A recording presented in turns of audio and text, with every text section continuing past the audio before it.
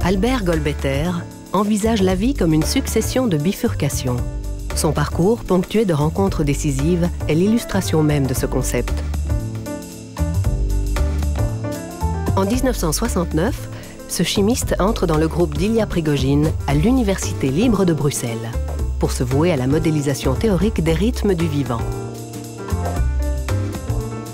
À l'Institut Weizmann, il étend son champ d'études à d'autres rythmes. Et à Berkeley, il s'intéresse à l'analyse des phénomènes de seuil. Il y publie d'ailleurs en 1981 l'un des travaux emblématiques de la biologie des systèmes. Depuis, Albert Goldbetter se consacre principalement à la modélisation des mécanismes d'auto-organisation temporelle des systèmes biologiques au sein de l'unité de chronobiologie théorique à l'Université libre de Bruxelles. Une approche résolument interdisciplinaire dans laquelle la chimie, la physique, les mathématiques et les sciences du vivant se côtoient et s'imbriquent en toute harmonie. Voilà 40 ans qu'Albert Goldbetter a le rythme dans la peau. Oscillation, pulsation, rythme circadien, cycle veille-sommeil, cycle cellulaire, chronopharmacologie. Sans oublier le rythme des mots, car il arrive à ce scientifique, pour qui la chimie est la poésie de la matière, d'écrire des poèmes. En plus de ses nombreuses publications, il a condensé ses recherches dans un livre qualifié par les plus grands d'une merveilleuse illustration de l'art de la modélisation et s'apprête à publier un livre en français sur l'origine des rythmes du vivant. Pour Albert Goldbetter, la science est une aventure humaine, uniquement concevable entourée de son équipe. Même s'il aime la solitude de son bureau pour structurer ses idées, la plupart de ses publications sont le résultat d'une collaboration étroite. Le professeur Albert Goldbetter est considéré comme un précurseur, l'un des scientifiques le plus actif, original et créatif dans la modélisation mathématique des voies de signalisation et de régulation des systèmes biologiques. C'est à ce titre qu'il est récompensé par le prix scientifique Dr Delay ou d'Amri Bourlard en sciences exactes fondamentales.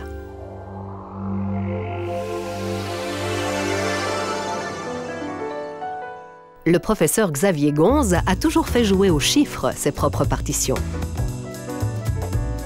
Enfant, il est déjà au calcul. Sa première passion, les échecs. La musique est une science d'arithmétique secrète. Xavier Gonze se met au piano très jeune. Son compositeur préféré, Prokofiev. À 17 ans, il est le premier Belge médaillé aux Olympiades internationales de mathématiques. C'est certain, il est bon en maths. À l'Université catholique de Louvain, il devient ingénieur civil physicien. À l'unité physico-chimie et physique des matériaux de cette même université, il est aujourd'hui professeur, chercheur et responsable du pôle de physique nanoscopique. Son domaine de recherche? Les nanosciences, la mécanique quantique, la spectroscopie. Plus simplement, la simulation des propriétés et réponses des matériaux à l'échelle atomique. Une spécialité au confluent des maths, de la physique, de la chimie et de l'informatique. Sa raison de vivre? Percer les mystères de l'univers, ceux de la matière. Xavier Gonze a toujours voulu que ses recherches aient un impact sur la vie des gens.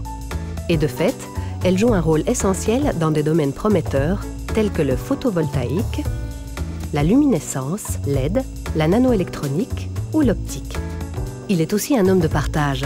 C'est ce désir qui l'anime quand il crée Abinit en 1997. Le premier logiciel libre de calcul ab initio des propriétés des matériaux. Il compte aujourd'hui plus de 500 000 lignes. 150 contributeurs de par le monde ont complété et enrichi ce formidable outil qui permet à plus de 1300 utilisateurs de simuler des phénomènes réels sans devoir réaliser l'expérience sur le matériau.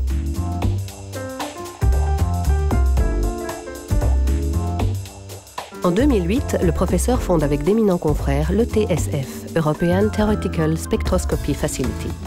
Son but, mettre à disposition de tous les avancées récentes en spectroscopie théorique des matériaux.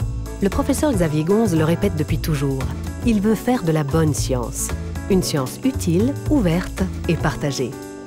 Un excellent calcul qui se trouve aujourd'hui récompensé du prix scientifique Dr Delay ou d'Amri Bourlard en sciences exactes appliquées.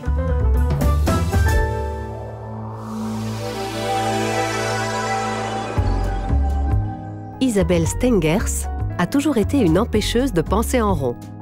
Fille d'historien, elle choisit la chimie, non par contradiction, mais déjà par défi. La lecture des Somnambules d'Arthur Koestler lui fera comprendre que la pratique disciplinée d'une science ne lui convient pas.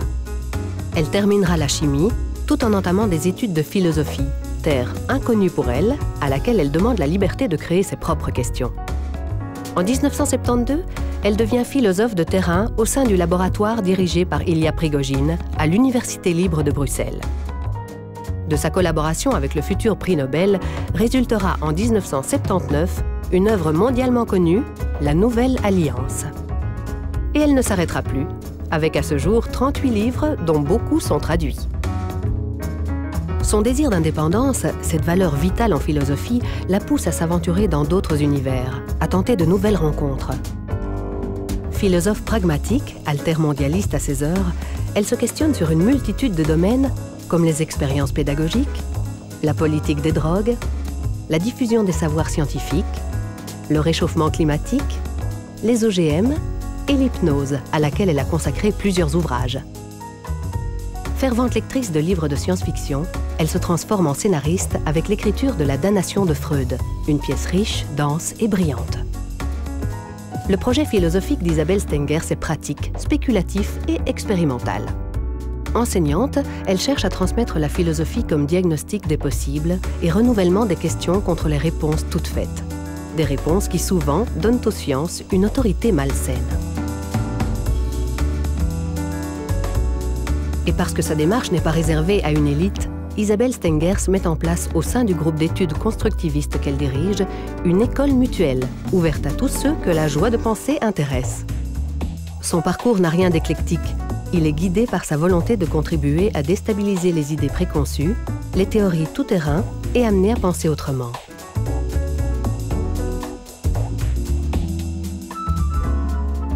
Isabelle Stengers est la lauréate du prix scientifique Ernest John Solvay en sciences humaines et sociales. Cette philosophe atypique a influencé considérablement les domaines les plus divers des pratiques du savoir. Ses recherches ont permis une contribution capitale à l'interaction constructive d'une recherche académique connectée à des problèmes sociaux urgents.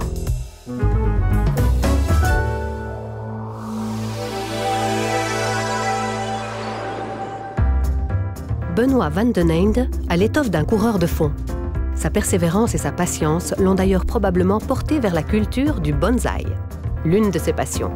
Mais ses vertus lui sont encore plus utiles quand il s'agit du minutieux travail de recherche qu'il accomplit depuis toujours à l'Université catholique de Louvain. Docteur en médecine, il s'oriente rapidement vers la recherche.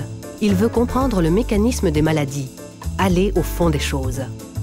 En 1985, le professeur Thierry Beaune l'accueille au sein de son équipe au Ludwig Institute for Cancer Research, basé à l'UCL. Il ne la quittera plus. Son objectif ? Comprendre les mécanismes qui font qu'un organisme rejette les cellules cancéreuses. Et cet objectif devient l'œuvre d'une vie, trouver les moyens de vaincre le cancer. En 1991, il participe à une première mondiale, la caractérisation du premier antigène spécifique d'une tumeur cancéreuse, MAGE-1. Personne ne pensait que cela était possible. Depuis, Benoît Van den Einde a contribué à l'identification de plusieurs antigènes tumoraux. En ligne de mire, le développement de vaccins thérapeutiques visant à retarder, voire enrayer, l'évolution de certaines tumeurs cancéreuses.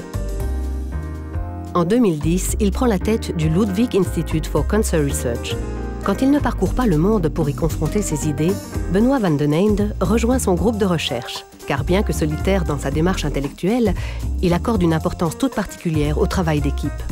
Une équipe soudée avec un esprit de collaboration unique où tout le monde bénéficie des résultats de tous.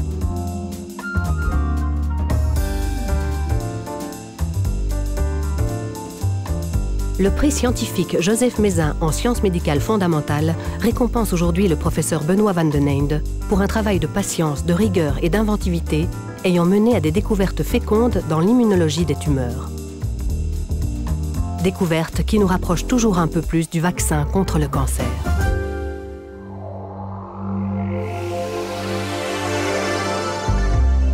Enfant, Jean-Louis Vincent trouvait que médecin était le plus beau métier du monde. Cette pensée ne l'a jamais quitté. Intéressé par le malade dans son ensemble, et par la prise en charge des cas compliqués, c'est tout naturellement que notre jeune diplômé se spécialise en médecine interne. Mais la lenteur des mises au point et de la réponse au traitement l'amène à s'intéresser aux soins intensifs. C'est à New York et Los Angeles qu'il poursuivra sa formation d'intensiviste. En 1979, de retour en Belgique, le professeur Jean-Louis Vincent termine sa thèse entamée aux États-Unis tout en rejoignant le service des soins intensifs de l'hôpital Erasme. Service qu'il dirige d'une main de maître depuis maintenant 15 ans. Il y développe la recherche clinique en y intégrant une composante expérimentale peu commune. L'expérimentation animale au service de la clinique, avec un intérêt tout particulier pour le choc circulatoire, les septicémies, le transport d'oxygène et le monitoring hémodynamique. Son service est aujourd'hui un vrai laboratoire clinique, où chaque patient bénéficie de traitements de pointe, mais où l'humanité est omniprésente. Car le malade est l'unique passion du docteur Vincent. Son seul hobby est la médecine. Pour ses patients et ses 200 collaborateurs, ce boulimique de travail est disponible 24 heures sur 24. Quand il n'est pas auprès des malades, il enseigne, corrige, écrit, et il écrit beaucoup.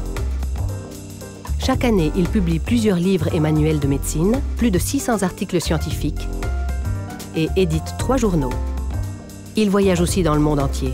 Il compte à son actif de nombreux symposiums internationaux, soit des milliers d'heures d'avion qu'il consacre encore une fois uniquement à son travail. Depuis plus de 30 ans, Jean-Louis Vincent a su motiver chercheurs, médecins et soignants partout dans le monde afin d'allier connaissances scientifiques, compétences pratiques et contact humain pour une prise en charge optimale des patients en soins intensifs.